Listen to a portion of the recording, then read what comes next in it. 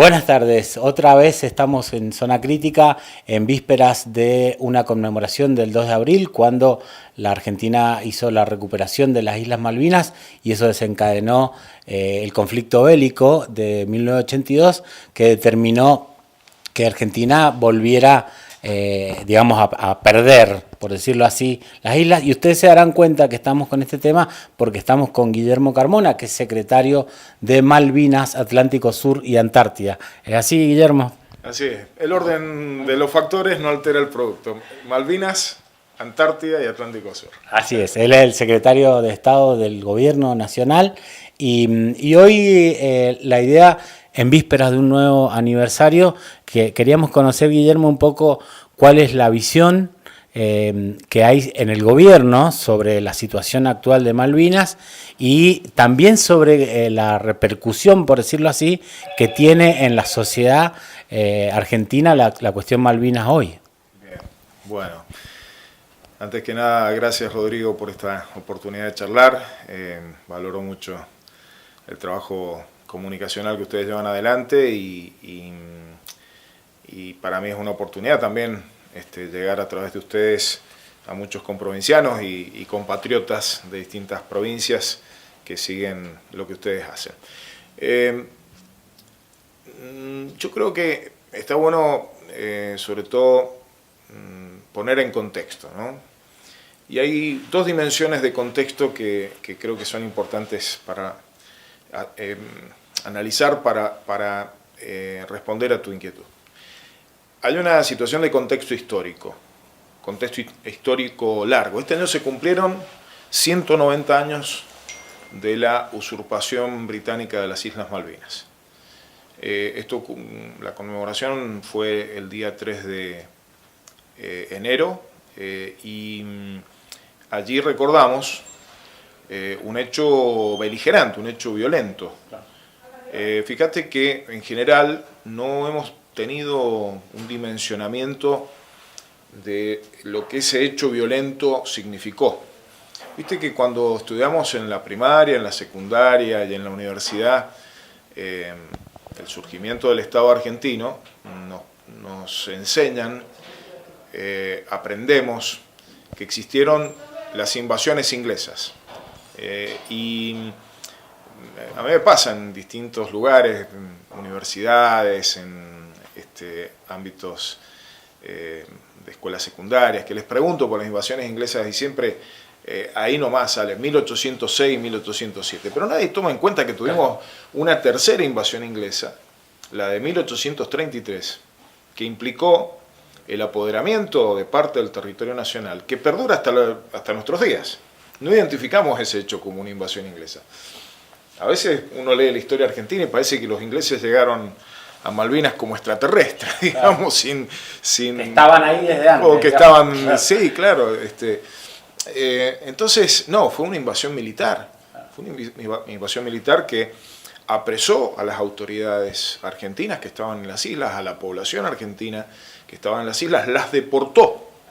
Quedó un pequeño núcleo de resistencia que finalmente termina también deportado y colocan ahí una población británica. Este es el primer contexto histórico. 190 años. ¿Qué hicimos durante esos 190 años los argentinos y argentinas respecto de Malvinas? Bueno, desde ese mismo año de 1833, nuestros gobiernos han realizado continua y consistentemente, sin importar si son gobiernos, si eran unitarios o federales, si eran gobiernos con un perfil liberal o conservador o popular, democráticos o dictatoriales. Durante todos los gobiernos, la Argentina reclamó la devolución de esos territorios y reafirmó su soberanía. Y esto es un hecho muy importante, son 190 años de una historia constante. Esto no significa que todos los gobiernos hayan tenido el mismo compromiso en esa reafirmación de soberanía. De hecho, está claro que no ha sido así. Pero te diría que en los papeles, en las presentaciones, que valen mucho en el plano internacional, los distintos gobiernos argentinos mantuvieron esta constante acción.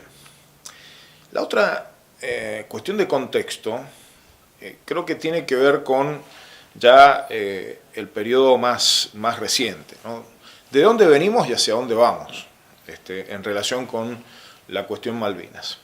¿De dónde venimos? Venimos de 4 años de desmalvinización macrista. Esta es la realidad. 4 años en donde Macri y su gobierno teocrático intentó meter la cuestión Malvinas en el último lugar del último cajón de la Administración Pública Nacional. Y para eso negociaron con los británicos. Hay un hecho que no se recuerda suficientemente. Cuando el responsable de Relaciones Exteriores, Relaciones Internacionales de la Ciudad de Buenos Aires, de Macri, jefe de gobierno de la Ciudad de Buenos Aires, durante la campaña de Macri, entre las PASO y la segunda vuelta, entre la primera y la segunda vuelta, perdón, fue al Reino Unido a asegurar que no iba a haber un área de Malvinas, como había tenido el gobierno anterior, una secretaría, ¿no? Claro. Exactamente. Fue a transmitir tranquilidad. Le transmitió tranquilidad a los británicos de que este gobierno macrista iba a venir con otra impronta. Y esto se materializa ya cuando asume Macri. En el discurso de Asunción prácticamente es insignificante la referencia a cuestiones de soberanía. Rápidamente sacan a Malvinas de toda la agenda pública, gubernamental, desjerarquizan lo que era una secretaría, lo pasan a subsecretaría, desjerarquizan el área de Malvinas y comienzan una política, podríamos decir, friendly, amigable hacia los británicos, que va poco después, en septiembre del 2016, transformarse en una política de entrega. Esto es Forador y Duncan. El acuerdo. Esto es Forador y Duncan, exactamente. Es una política de entrega. ¿Qué comprometían ahí? Que lo que hoy y desde hace 190 años para los argentinos ha sido ilegal, que es la pesca no autorizada por la Argentina en Malvinas, se transformara en legal. Transformar en legal también la exploración hidrocarburífera que hoy la Argentina penaliza, que la Argentina venía penalizando. Incluso se planteó una cooperación militar entre la Argentina y el Reino Unido, cuando la presencia militar británica es la de una fuerza que ocupa parte del territorio nacional. Este tipo de cosas fueron las que el macrismo en su proyecto desmalvinizador llevó adelante. ¿A dónde estamos y hacia dónde vamos? Bueno, hemos vuelto a poner a Malvinas como una política de Estado, como una prioridad de la política exterior, en el marco de considerar que Malvinas es una causa nacional. Y para hacerlo no hemos sobreactuado, ni hemos hecho cuestiones declamativas. No, lo que hemos hecho ha sido recordar que en la Constitución Nacional hay una disposición de la Constitución, la disposición transitoria primera, que establece qué es Malvinas para nosotros, cómo lo debemos asumir y cuáles son las prioridades. A lo mejor me estiro un poquito, pero esto vale la pena decirlo. Hay 4 elementos en la cláusula, en la disposición transitoria primera, en esta cláusula constitucional. El primero, reafirmación de soberanía. Dice que las Malvinas son argentinas. Malvinas, Georgia del Sur, Sandwich del Sur y los espacios marítimos e insulares correspondientes son parte del territorio nacional. Primera cuestión.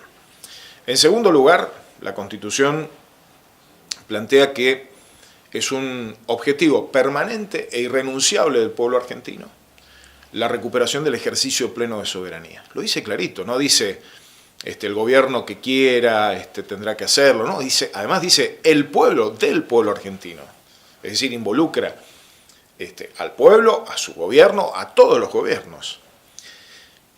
Y el objetivo es recuperar el ejercicio de soberanía. Nosotros decimos, eso es nuestro, tenemos que recuperar la posibilidad, la soberanía es nuestra, las Malvinas son argentinas, pero tenemos que recuperar el ejercicio de soberanía. En tercer lugar, dice que todo esto, recuperar el ejercicio de pleno de soberanía, hay que hacerlo conforme al derecho internacional. Es muy importante esto, claro. Se descarta La guerra. Claro. Es muy, muy importante. Entonces, marca el camino de la diplomacia, el camino que, que la dictadura militar con su aventura militarista rompió, significando un gran retroceso, porque esto también hay que decirlo. Cuando nosotros honramos a nuestros veteranos y veteranas de guerra, honramos a los caídos en la guerra de Malvinas, lo hacemos sobre aquellos que fueron a poner el cuerpo respecto a decisiones que no tomaron, sino decisiones que tomaron señores que nunca pisaron las Islas Malvinas durante la guerra. Personas que decidieron irresponsablemente, como lo describe el informe Rattenbach. Y el cuarto elemento es muy importante. La Argentina respeta el modo de vida de los habitantes de las Islas Malvinas. El respeto del modo de vida significa el reconocimiento de los derechos civiles, sociales, económicos y culturales, y también los derechos políticos a quienes han nacido en las Islas Malvinas y adquieran con la mera tramitación del DNI la ciudadanía argentina. Esto es sumamente importante porque Argentina no les reconoce el derecho de transformarse en árbitros para decir de quién es ese territorio. La Argentina le otorga los mismos derechos que tiene cualquier habitante y aquellos que hayan nacido incluso los derechos políticos. Algún día podremos tener legisladores, podremos tener funcionarios electos. No habría ningún problema legalmente, por ejemplo, para que alguien que haya nacido en las Islas Malvinas, aún siendo descendiente de británicos, pueda ser presidente de la nación, incluso, ¿no? Están en igualdad de condiciones. Es muy importante, Guillermo, porque es un poco la respuesta al argumento de Gran Bretaña que pretende utilizar la autodeterminación del pueblo de Malvinas. Totalmente. Además, Naciones Unidas no reconoce el derecho de autodeterminación en aquellos casos en que se da la presencia de una población que es parte de una estrategia colonial. Claro. Yo vuelvo a lo de hace 190 años, expulsaron a los argentinos para colocar británicos allí. Entonces, no vale la autodeterminación en los casos en que hay vulneración de la integridad territorial de un Estado. Y esto está muy claro en Naciones Unidas, por eso el fiasco el pretendido referéndum que hicieron, es un fiasco, ¿no? En realidad deben haber estado preocupados por los 3 que votaron en contra, ¿no? Que no estaban de acuerdo con seguir bajo la dependencia británica siendo británicos, ¿no? Así que esto es así. ¿Hacia dónde vamos? Te decía, sí. Bueno, ¿de dónde venimos? ¿Dónde estamos? Volvimos a la política de Estado, que es la que marca la Constitución. Ahí estamos. Convocamos a todos los sectores. Una política de unidad nacional atrás de la cuestión Malvinas, una política donde vivimos a Malvinas como una causa nacional. Esto es sumamente importante porque, fíjate que el lema Malvinas nos une ha sido la gran motivación del año pasado, en los 40 años del conflicto del Atlántico Sur, y tiene que ver con el hecho de que pensamos que no hay banderías políticas, no es una cuestión de un gobierno o de otro, no, nosotros pensamos que tenemos que reforzar esa idea, esa pertenencia de la cuestión Malvinas a esa causa nacional que compartimos. Y vamos hacia una intensificación de la acción diplomática para conseguir el objetivo que marca la Constitución, recuperar el ejercicio pleno de soberanía. Ahí, en ese punto, tu actividad se ha centrado también en, de alguna manera, recorrer el camino diplomático por aquellas zonas y regiones del mundo que comparten por ahí una posición con Argentina, ¿no? De ser periferia, de ser espacios víctimas también en su momento de enclaves coloniales, inclusive en esto un país no tan periférico como España, también con el Peñón de Gibraltar, y estuviste en una cumbre africana, estuviste en Latinoamérica. ¿Cómo está marcado ese camino? Mira, la verdad es que no hacemos distinción de países del norte o del sur en nuestra acción diplomática, no hacemos distinción entre países amigos, con los que tenemos una larga y consolidada relación diplomática, y países con los que tenemos menos vínculo. No pasa tanto por ahí. Ten en cuenta que el gobierno anterior ni con los países que tenía más relación, ni con los países a los que ignoraba. Hizo acción diplomática por Malvinas. Te cuento una situación para que veas que esto no es un concepto vacío. Durante bastantes años se conformaron en todas las embajadas argentinas grupos de apoyo, grupos de solidaridad con la Argentina por la cuestión Malvinas, grupos de apoyo al diálogo por Malvinas. El macrismo los desactivó. Entonces, cuando nosotros asumimos, nos encontramos con que habían desaparecido estos grupos de personalidades de cada país que nos apoyaban, y que nuestros embajadores, nuestras embajadoras tenían la tarea de ir construyendo confianza. Una cosa es que el embajador argentino, vamos a poner un ejemplo, Bulgaria, diga que las Malvinas son argentinas, y otra cosa es que haya un grupo de búlgaros destacados, personalidades que digan y expliquen por qué las Malvinas son argentinas y por qué es un caso colonial inadmisible en este tiempo. Entonces, lo que nosotros hemos hecho ha sido reactivar en todo el mundo, a través de nuestras embajadas, la presencia de visibilización, la acción de visibilización argentina sobre la cuestión Malvinas. Y además hemos buscado estar presentes. Yo sí he ido, y el año pasado recorrí todos los países sudamericanos, casi todos, países de América Central, estuve en Estados Unidos, estuve en Europa, estuve este año en Unión Africana, en Etiopía. Hemos tenido acciones, bueno, mencioné Bulgaria, fue uno de los países bastante lejanos a nosotros en los que estuve, porque creemos que es fundamental estar presentes, sobre todo donde hay ámbitos multilaterales, es decir, donde se juntan varios países. Lo de la Unión Africana es impresionante, la sensibilidad que tienen los africanos frente al colonialismo hace que hablemos un mismo lenguaje. La de ellos es una historia de liberación colonial, ¿no? Que siguen por la lucha, por su lucha de liberación de los lazos coloniales, perfectamente, claro, porque una cosa es que se logre la independencia formal y otra cosa es que se desarmen las estructuras del colonialismo, ¿no? Ellos hoy denuncian neocolonialismo, ¿no? A partir de las acciones de las grandes potencias que buscan mantener situaciones de dependencia. Y además, bueno, tengo que decir, yo en general siempre he sido, si bien esta es mi segunda oportunidad en que estoy en África, siempre he sido defensor de que la Argentina se dé una política hacia África, no solo por Malvinas, sino por las enormes oportunidades que brinda la relación entre África y América Latina. Me quedé muy sorprendido al ir a la sede de la Unión Africana, ¿no? Tienen una dinámica, son 54 miembros, con una dinámica muy importante, con una dirigencia formada. Me sorprendió mucho eso en la mayoría de los casos, y representan a 1.200 millones de habitantes, ¿no? A ver, esto para los que miden todo por plata, pensémoslo en términos de mercado, digamos, ¿no? Es una región del mundo que tiene un enorme potencial y que tiene una natural inclinación a relacionarse con América Latina. Y aparte tiene una cercanía con Malvinas, porque digamos no es tan lejos, ¿no? Ahora el 17-18 de abril vamos a participar con el canciller en la cumbre de la Zona de Paz y Cooperación del Atlántico Sur. La reunión se va a hacer en Cabo Verde, ahí en el océano, es una isla, un conjunto de islas, Cabo Verde, en el océano Atlántico, y vamos a estar 3 países sudamericanos, Argentina, Brasil y Uruguay, y van a participar, son 18 o 19 países que están invitados, que son los que tienen costas sobre el Atlántico Sur.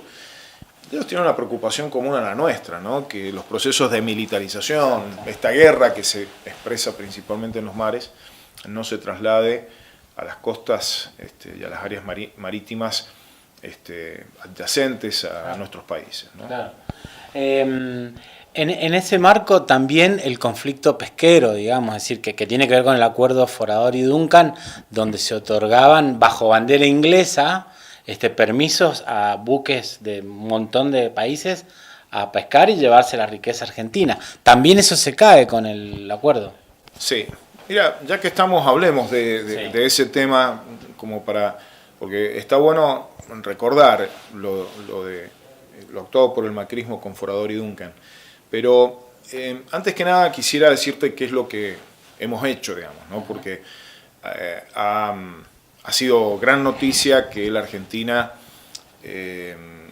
diera por terminado ese comunicado conjunto Forador y Duncan, esto que popularmente se conoce como el Pacto Forador y Duncan, pero no se le ha dado tanta relevancia a lo que propusimos. El canciller Cafiero se reunió con el canciller británico, que se llama James Cleverly, y en la reunión que tuvieron, el canciller le entregó una nota con una propuesta y le transmitió la idea de nuestra propuesta. Nosotros le hemos propuesto al gobierno británico retomar un proceso de negociaciones por la cuestión de soberanía como cuestión central. Claro. Y hemos sugerido 4 temas, pueden agregarse otros temas, para ese proceso de diálogo y negociación. Uno es la conexión aérea y marítima entre las Islas Malvinas y el territorio continental argentino. Un tema que no puede seguir como está.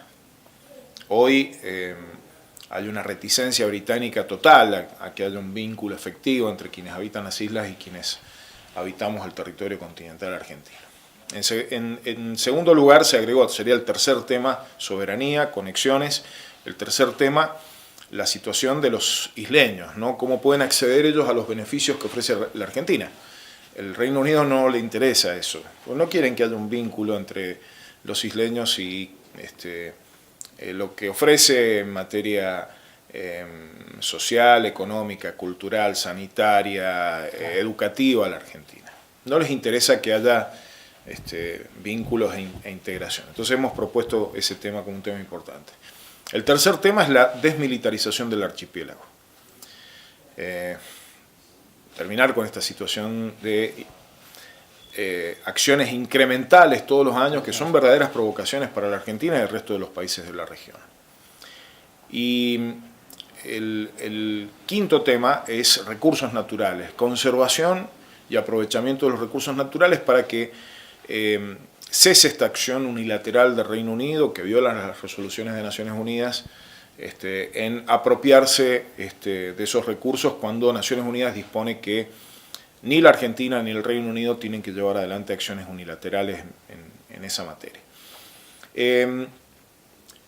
Vos fíjate, es una agenda de soberanía la que proponemos. Sí.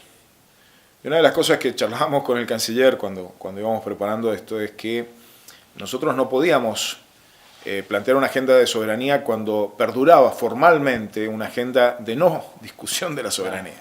Que había apartado inclusive esos temas. Totalmente, había dejado de lado, todos esos temas los había dejado de lado. Los vuelos eran a terceros países los que preveían. Sobre recursos naturales decían remover los obstáculos para el crecimiento económico de la isla. Eso significaba transformar en legal lo que es ilegal. Si eso no ocurrió fue porque hubo una fuerte reacción social de los veteranos, de los ámbitos académicos, de centros de estudiantes. Fue una movilización muy importante la del 2016 en contra de Forador y Duncan. Y el Congreso jugó un papel muy importante. Yo lo viví en primera fila porque era diputado nacional y vicepresidente de la Comisión de Relaciones Exteriores en ese momento. Entonces, hubo una acción de rechazo de eso que frenó los planes de Macri de naturalizar que la pesca que se realiza en Malvinas y que es ilegal para la Argentina fuera considerada legal, o la actividad exploratoria hidrocarburífera se transformará en legal cuando es ilegal para la legislación argentina, ¿no? Entonces es un gran despropósito. No podíamos, nosotros ya habíamos ido desarticulando los instrumentos concretos que el macrismo logró concretar. El memorándum de entendimiento entre el Instituto Antártico Argentino y el British Antarctic Survey. Fíjate, se plantea cooperación antártica entre Argentina y el Reino Unido. No está mal que haya cooperación antártica porque ambos países son parte del Tratado Antártico. Pero esta cooperación antártica especial que se preveía era con el Instituto Británico, que es el British Antarctic Survey, que tiene todas sus aeronaves y embarcaciones con la bandera ilegítima de Malvinas. Es decir, un barco argentino que operaba, o científicos argentinos que operaban en un barco o en una aeronave británica, estaban tácitamente reconociendo algo que para nosotros es ilegal. Claro. Luego dejamos sin efecto también el subcomité de pesca. Es un ámbito en donde el gobierno de Macri le entregó toda la información sobre nuestros recursos pesqueros a los que saquean esos recursos. Una medida criminal absolutamente. Y en tercer lugar, dejamos sin efecto el vuelo Malvinas-San Pablo. Nosotros en el 2016 pusimos mucho énfasis en este tema porque ese vuelo a un tercer país que preveía una escala al mes en Córdoba, es decir, 3 vuelos directos semanales, Malvinas-San Pablo, y un vuelo que hacía escala en Córdoba. Era el vuelo que siempre los británicos buscaron para el recambio de tripulaciones sin tener que pasar por la Argentina. Claro. Si vos tenés a alguien que opere ilegalmente en la actividad hidrocarburífera y hace escala en Buenos Aires, podés decir, señor, venga para acá, usted tiene que rendir cuentas a la justicia argentina. O un militar que participa en acciones de militarización, digamos. Bueno, Macri le autorizó eso y además, algo que en ese momento ya estábamos en el proceso de que Alberto Fernández iba camino a ser presidente y pasó desapercibido. El primer vuelo lo hicieron el 20 de noviembre del 2019. El Día de la Soberanía. El Día de la Soberanía. O sea, incluso en esos aspectos no se privaron de nada. Los muchachos no se privaron de nada con un cipallismo fenomenal. Así que bueno, es mucho más lo que se está planteando que dejar sin efecto Forador y Duncan. Claro. Entre otras cosas porque ya veníamos tomando decisiones, pero hemos puesto, hace muchos años que no se ponía una propuesta en la mesa. Los británicos se han hecho los distraídos, nos respondieron la nota rechazando sus términos, pero no dijeron nada de la reunión que propusimos en Nueva York. Así que bueno, nosotros sabemos que el no ya lo tenemos. Vamos por el sí y seguiremos trabajando el tiempo que haga falta para conseguirlo. En este trabajo, hablamos un poco de la situación internacional y las distintas correlaciones políticas y todo el trabajo que se viene haciendo. Pero a la vez podemos ver como, si miramos de las fronteras hacia adentro, Argentina, también está instalado el debate, porque precisamente como decía, Macri y compañía hicieron todo este tipo de cosas. Y a mí me gustaría traer desde un hecho o dos hechos que se quiere que tienen que ver con el fútbol y con el mundial, que un poco también me parece que nos mostraron qué es lo que pasa fronteras adentro. El primero tiene que ver con la aparición de esa estrofa dentro del himno del mundial del muchacho que arrancaba con los muchachos de Malvinas, y bueno, la popularidad de eso y el sentimiento fue impresionante. Y el segundo hecho es, o quizás son dos. Uno es cuando Patricia Bullrich dijo, bueno, le podemos dar las Malvinas a cambio de vacunas, una barbaridad por el estilo. Y el otro es cuando vos, Guillermo, tuviste una polémica con un funcionario inglés que salió a felicitarnos a los argentinos, y vos le remarcaste bien que lo que tenían que hacer era reconocer soberanía, y un diario local de Mendoza salió a atacarte. Y a esos muchachos me atacan por todo. Por lo que sea, de paso por Malvinas. No, pero digo, ver cómo en la Argentina existe estas dos posiciones, y una está del lado del pueblo y la otra está de estos personeros cipayos, como vos decías recién. Sí. Mira, es impresionante la potencia que tiene Malvinas en el pueblo argentino.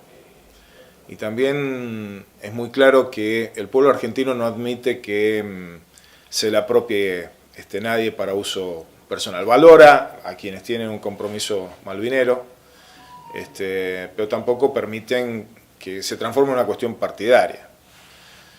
Y esto lo digo porque el peronismo tiene históricamente una identificación muy fuerte con los temas de soberanía territorial y soberanía en todos los planos, ¿no? Somos el proyecto, fíjate que esto poco se sabe, poco se dice, hay quienes lo saben y no lo dicen, que fue el peronismo durante durante el primer gobierno de Perón, el que llevó a la cuestión Malvinas a Naciones Unidas, con el canciller Juan Atilio Bramuglia, que tuvo un papel destacadísimo en Naciones Unidas y que hizo los primeros alegatos en favor de la posición argentina, ¿no? Luego eso se consolida con un gobierno radical, el de Arturo Illia, que hizo una tarea sumamente importante consiguiendo la aprobación de la 2065, pero fíjate, también para el peronismo lo antártico tuvo un lugar muy importante. La mayor presencia antártica de la Argentina se produce en la década del 40 y el 50 con los gobiernos de Juan Perón. Pero esto lo menciono sin dejar de reconocer que el pueblo argentino ha considerado que esta es una causa genuina de todo el pueblo argentino, no de un partido, de una fuerza política o de un sector social. Y eso me parece que es algo muy potente y muy positivo que sea así. En ese contexto se dan expresiones populares que son increíbles. Yo te digo, te imaginas que en todo lo que he recorrido el andarivel malvinero me encuentro con expresiones de adhesión a esta causa nacional de lo más significativa y en todos los lugares, ¿no? Y nosotros ponemos a Malvinas incluso en lugares en que sería inimaginable. Uno de esos lugares es el deporte, el deporte, ¿no? Entonces esa cuestión identitaria se expresa allí. Yo creo que el Mundial de Qatar y la Copa del Mundo va a quedar como un hito en esta historia de malvinización, digamos, ¿no? Y esto no tiene que ver con el autor de una letra de un cántico, tiene que ver con lo que hemos construido los argentinos para que eso termine estando en la letra de un cántico de un mundial de fútbol, ¿no? Pero también aparece Malvinas en la academia, en nuestras expresiones culturales de distinta naturaleza, en el arte, en la acción educativa con los chiquitos en las escuelas, en todos los niveles educativos. Es algo muy potente, muy argentino y muy latinoamericano, además, porque las cosas que yo he visto en Perú, en Bolivia, en Ecuador, de pasión malvinera, son difíciles de explicar si no caemos en la cuenta de que somos un mismo pueblo, dividido por fronteras de distintos países, ¿no? Pero somos un mismo pueblo latinoamericano y cada vez más un pueblo latinoamericano y caribeño, ¿no? En ese contexto, yo te puedo decir que he estado con el secretario general de Naciones Unidas y con sus funcionarios en distintas ocasiones, y después del Mundial, ineludible, la Copa del Mundo, Messi, y bueno, atrás de eso iba nuestro planteo de Malvinas. Cuando estuve en la Unión Africana, lo mismo, estando en España con autoridades españolas, lo mismo. Es muy potente, ¿no? Y es esto de que es una yo te diría es una cultura popular. Hay quienes se desmarcan de esas posiciones, pero rápidamente recalculan, porque no le va bien a los funcionales, ¿no? Ya usé la palabra cipayo, digamos a los funcionales, a los que juegan para el interés británico, que los hay en la política, los hay en los medios de comunicación. Hay un poder blando británico que nos compite, un poder blando que intenta debilitar nuestro posicionamiento en el mundo y especialmente en nuestra región. Son muy activos. A mí me pasa frecuentemente que cuando visito un país y me reúno con las autoridades, en algunos países ya han pasado antes, cuando se enteraron que los británicos que yo iba, han ido los funcionarios británicos, incluso en algunos casos, a pedir que no me reciban. Cosa que además nunca ha ocurrido, siempre me han recibido, pero me han comentado. Y en otros casos han pasado después, para hacer control de daños.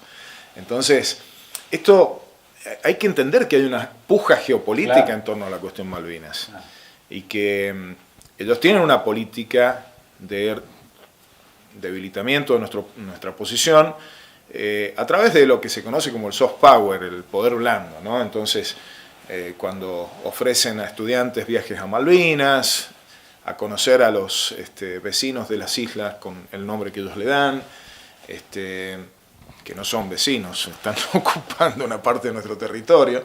En todo caso, en el mejor de los casos, son habitantes de la Argentina que ocupan parte de nuestro territorio. O cuando proponen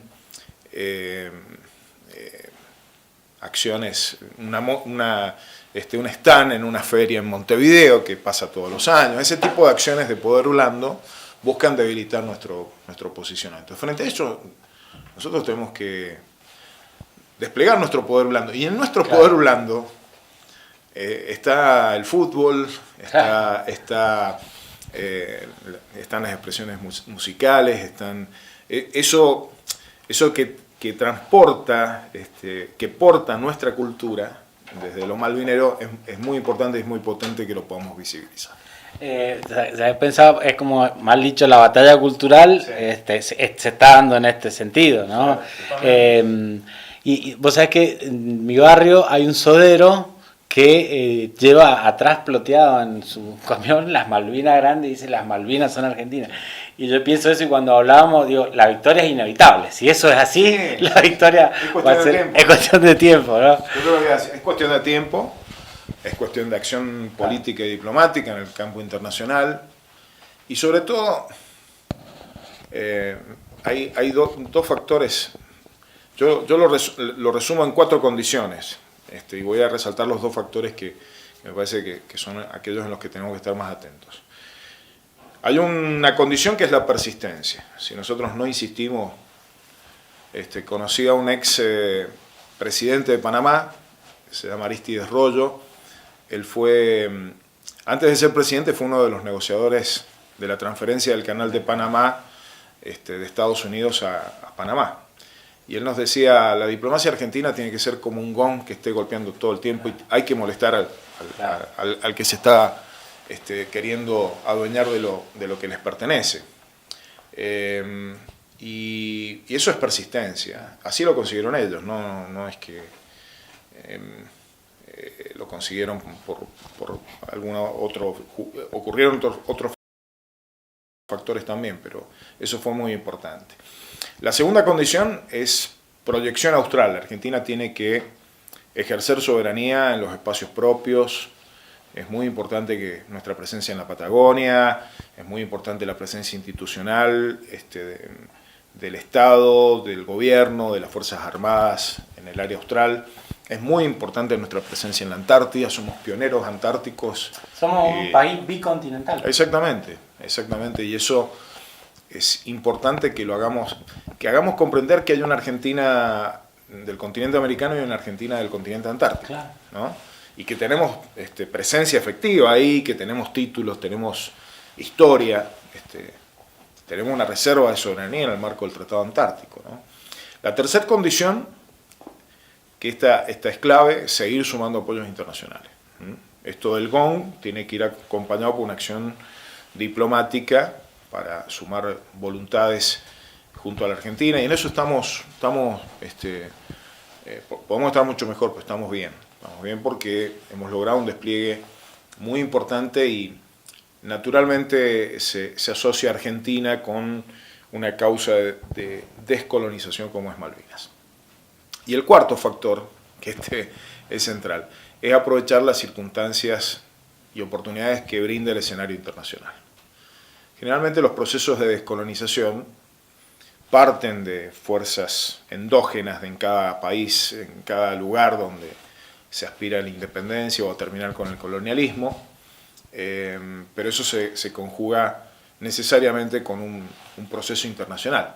Yo los invito a pensar, por ejemplo, los países latinoamericanos como los conocemos, o americanos como los conocemos, hubieran obtenido su independencia cuando la obtuvieron si no hubiera existido un señor que se llamaba Napoleón y que invadió España y Portugal, claro, en los comienzos del siglo XIX. Bueno, las condiciones internacionales marcaron que seguramente nos hubiéramos independizado lo mismo, porque la lucha hubiera continuado, pero hay una condición internacional que posibilitó la oportunidad. La oportunidad. Es bastante más complejo de lo que lo estoy explicando, pero trato de hacer referencia a la oportunidad. Los países caribeños, africanos y asiáticos que surgieron después de la Segunda Guerra Mundial y que eran todos colonias europeas, de algún país europeo, principalmente británicas, francesas, parecía imposible que se fueran a desprender, alemanas, belgas, parecía imposible que se fueran a desprender de las colonias los países europeos. ¿Qué pasó? Bueno, terminaron exhaustos en una guerra, con Europa destruida, con un proceso también de movilización y rebelión provocado por estos pueblos que luchaban por su independencia. Y eso se conjuga con la prioridad de la descolonización que fija Naciones Unidas. Ahí surgen en África los países que hoy conocemos como países africanos, surgen los países caribeños como hoy los conocemos, ¿no? Y en casos más cercanos pasa lo mismo. Yo les contaba el caso de Panamá. Panamá es un país con un pequeño territorio y una pequeña población, que consiguió que la gran potencia mundial, la máxima potencia mundial, que en ese momento era más potencia que ahora, incluso Estados Unidos, le devolviera el canal. ¿Cómo hicieron los panameños? Hicieron todo lo que yo dije antes, de persistencia, apoyo latinoamericano, sobre todo internacional, y demostrar que ellos, Torrijos, que hacía valer la soberanía en el territorio que no estaba ocupado por los estadounidenses, ¿no?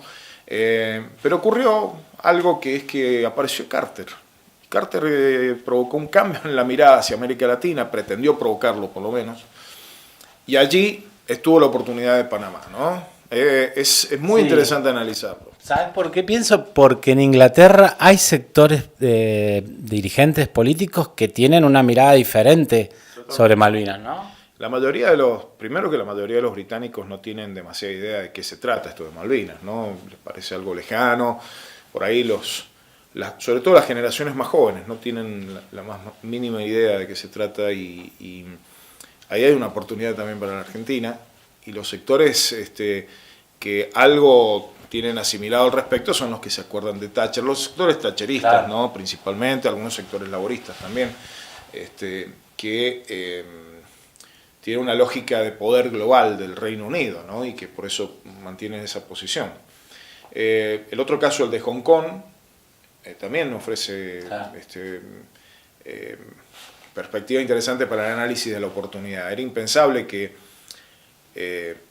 la Gran Bretaña thatcherista, después de la guerra de Malvinas, fuera a ceder algo. Y sin embargo, devolvieron Hong Kong a China en el marco de que pesaron más sus intereses económicos comerciales y sus temas de reputación que el buscar mantener una presencia. Y va a llegar el momento de la Argentina.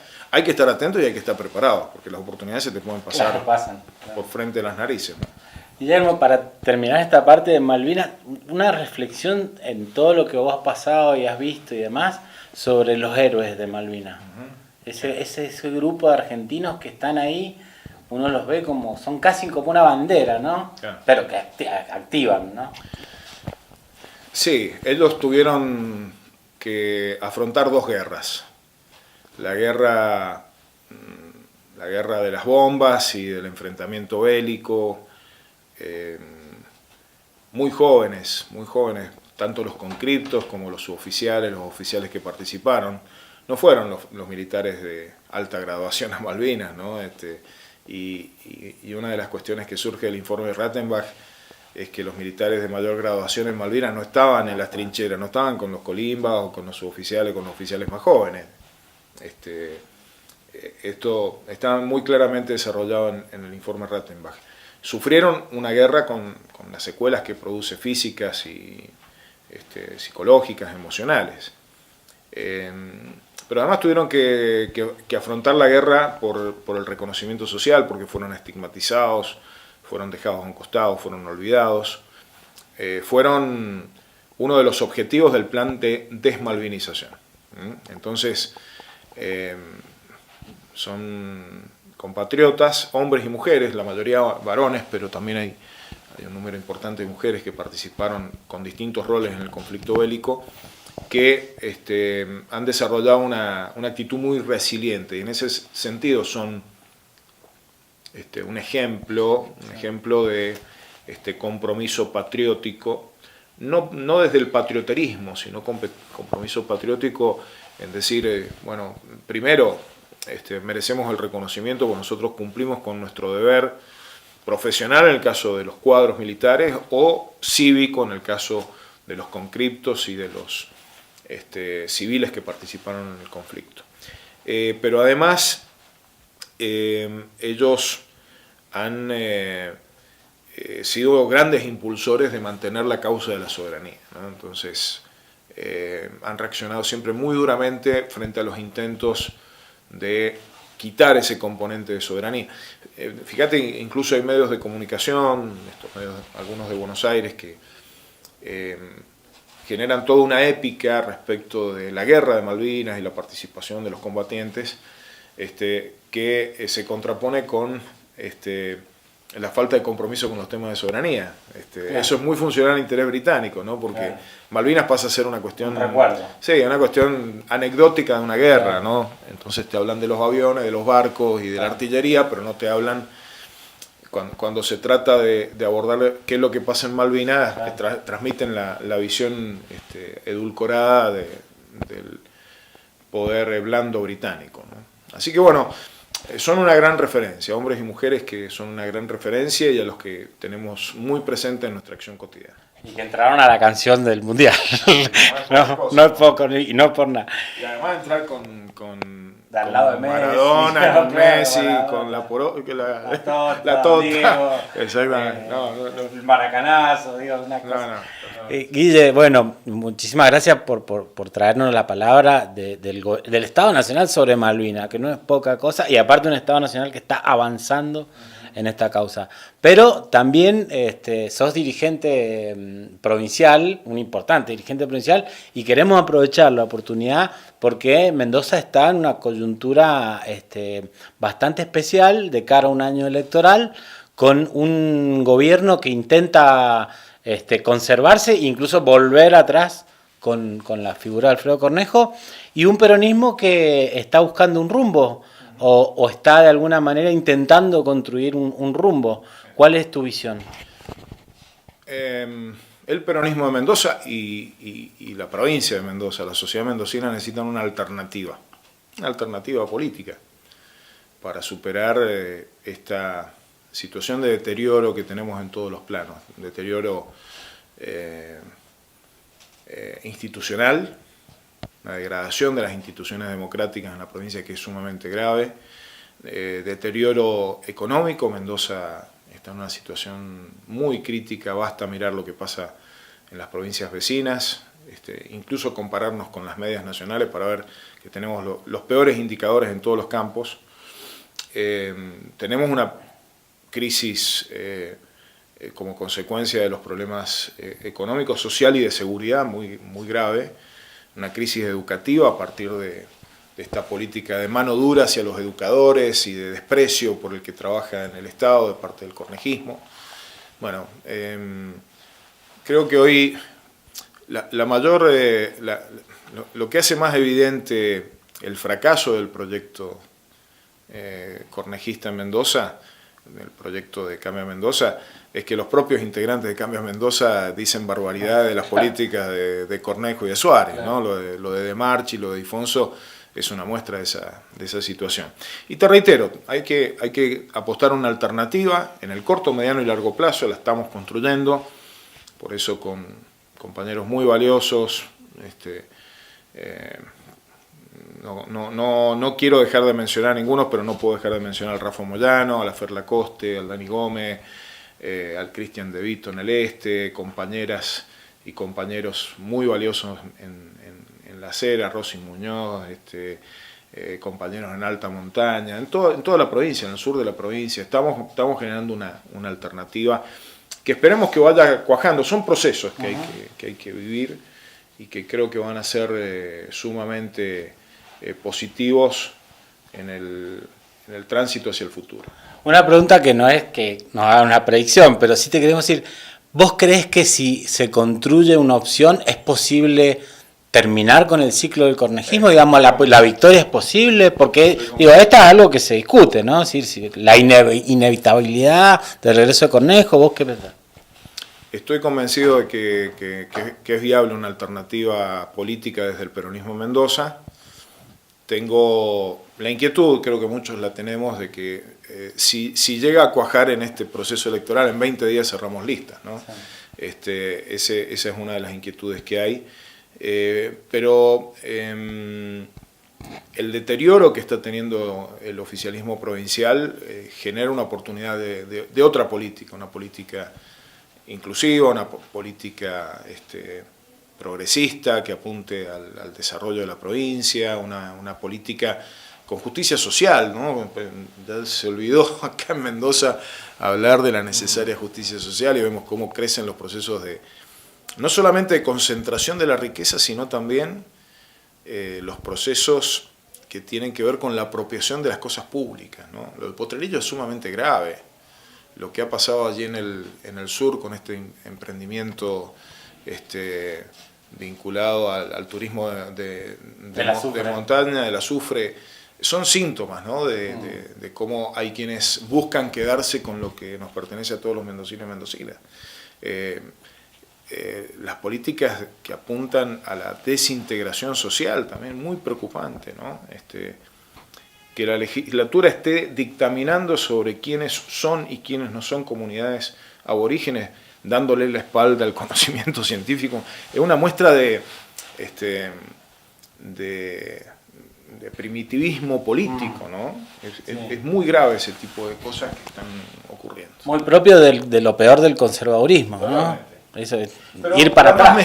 Además mezclado con esta cosa que viene del norte y que tiene varias expresiones aquí y una muy fuerte con esta situación de este posicionamiento de los libertarios, que es el traslado de una visión simplificadora de la realidad, excesivamente simplificadora de la realidad, que da soluciones medievales a los problemas, claro. busca instalar soluciones medievales, claro, a los problemas de la posmodernidad, digamos, ¿no? Claro, es una cosa realmente muy, muy complicada, ¿no? Y cómo se tiende a reproducir aquí el modelo del trumpismo estadounidense o del bolsonarismo brasileño, que ya fracasaron además.